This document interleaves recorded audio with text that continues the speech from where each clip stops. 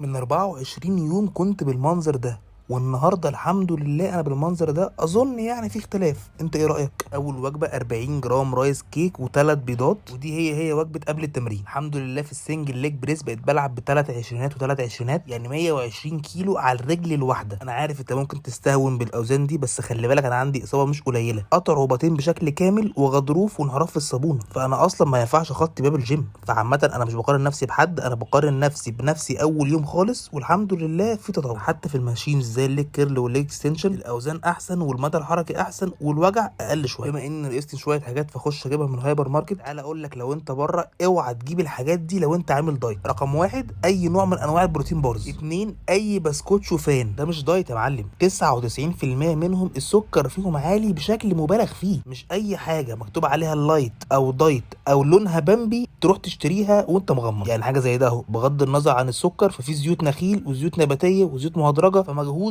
كله بيضيع على العبط ده. طيب انا هسيبك كده، يعني انت لو بره ومزنوق قوي قوي هتعمل ايه؟ اولا يفضل ما تزنقش نفسك كده وتحضر وجباتك معاك، لكن انا بتكلم في الضروره القصوى. رقم واحد، زبادي، ويا سلام بقى لو زبادي يوناني كمان. اتنين، رايس كيك، خلي بالك الشوكولاته الدارك صحيه ولكن سعراتها عاليه. يا سلام لو لقيت زبادو لايت او هاي برو. اخر القايمه خالص بالانس، مكوناته صحيه ولكن سعراته والماكروز مش مظبوطين قوي. اهم حاجه دلوقتي ما تنساش تعمل فول عشان تكمل معايا بقيه الرحله للاخر.